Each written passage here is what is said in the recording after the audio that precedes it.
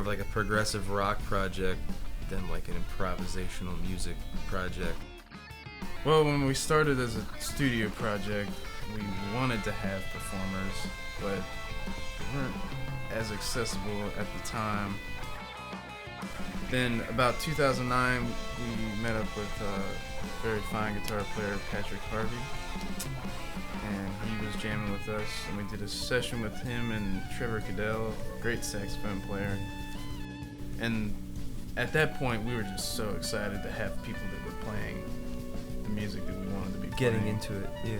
Things went on and got a little complicated, and then we had Michael Brooker come in and play guitar. Those are the first gigs were with him. Yeah. Finally got some shows in. Yeah, guitar trio. It was cool. And that's when it started. That was the beginning of anything live where it is today. Is just the three of us playing some of these originals and just really, really experimenting on stage with what it's like to play these and what we can do to them, and just really, really trying things.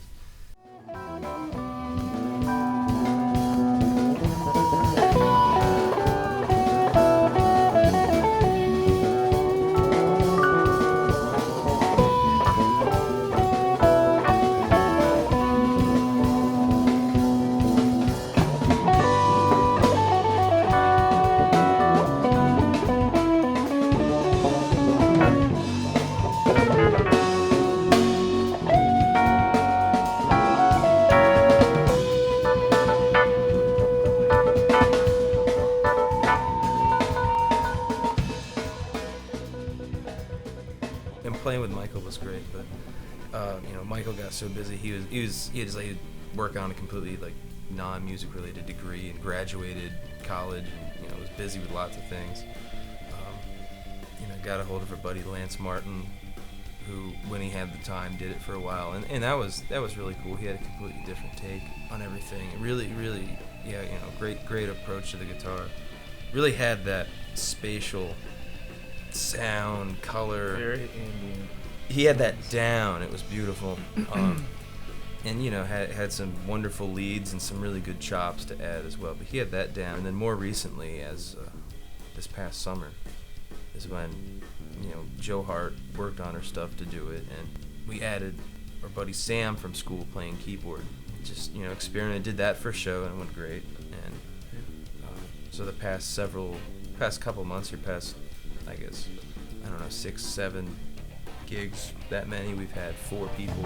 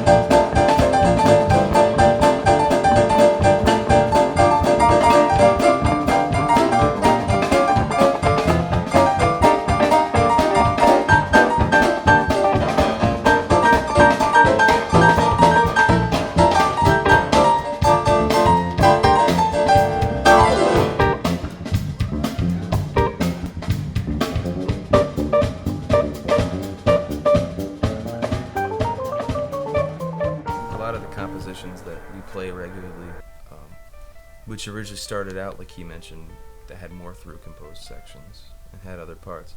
There's a lot of parts to some of these tunes that people recognize now, because people who come to enough of the shows recognize some of the repertoire. And there's sections that it's funny that we've never actually performed live or people have ever heard, that I remember learning when I was going over to his basement and putting them on tape, thinking, man, this stuff's crazy. Like, to put this together is going to be ridiculous. And it's funny because there's a lot of it that we just never had to put together, because so much time went by from the studio work and the mindset we had then to the kind of players and musicians and musical personalities we had when we actually started playing it live. We had a completely different approach to things. So, we basically ended up kind of reinterpreting our own music in a way, as the way we heard it then and the way we wrote and heard it then. And by we, I mean him. The way, you know, it was all written then to the way we play them now and the approaches we take. Like I said, more of a jazz player, kind of playing a melody or playing ahead, going places, and then maybe coming back to it. Hopefully coming back to it. Yeah. Sometimes, you know, if it's all feeling all, you know, if things are feeling great, we go into another head and, you know, kind of get tune inception going on. You gotta chill back. What you gotta do?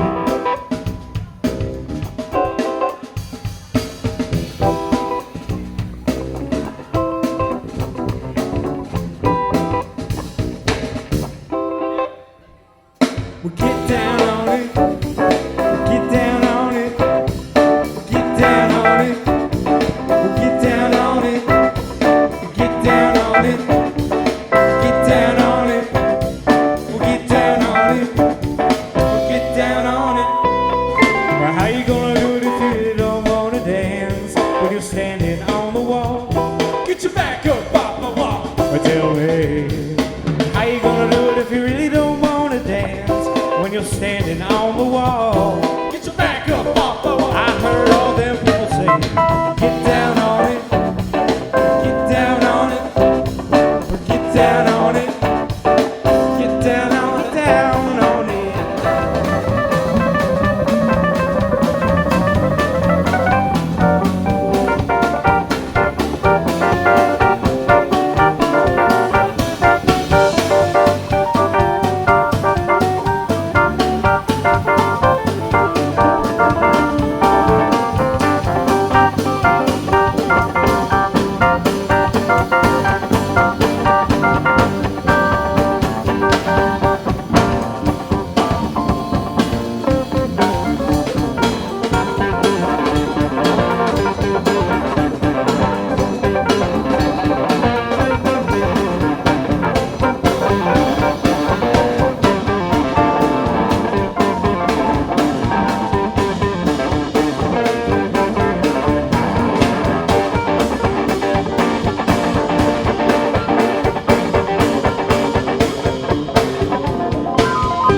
Because I don't know what it sounds like to the listener, and I wonder that a lot.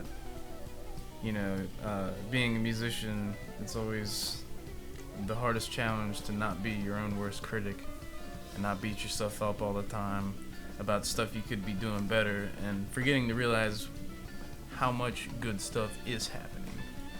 You know, but, you know, of course people ask, well, what do you do? Like, you know, what kind of music do you play? Which, you know, it's a good question because you don't want to be in for something you really don't want to I say. usually just say funky. It's funky. That's a good way to put Or it. if it's crazy. Crazy But, funky. you know. Funky crazy stuff. But what makes it difficult is, I guess, we're in the, depending on the genre scene, I really don't like to talk about genres because people try to get too much into categorization. You know, you have a band and nobody is like truly just a jazz band or truly just a rock band. I mean, you know, everybody knows Led Zeppelin, but it's like you listen to Led Zeppelin, they weren't just a rock band. There was Delta blues in it. There was lots of things, and nobody is truly one genre.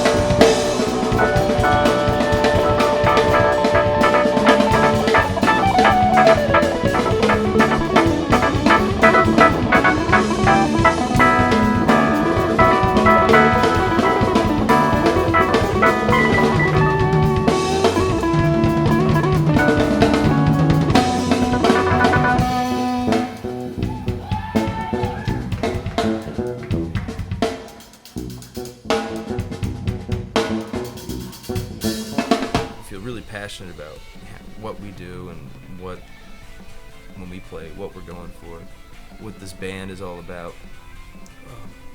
I'm just like really into that. So if something big comes up for this group, you know, I'm really excited about that and would totally do anything I can. It almost already is a full-time effort. It can take up some time, you know, scheduling and other things. I mean, there's a lot of work that goes behind the scenes to make all of it happen. And I always wish we had more time to make more things happen, but you know, you do what you can. With what you got. Yeah, with what you got, and just hope that things always improve.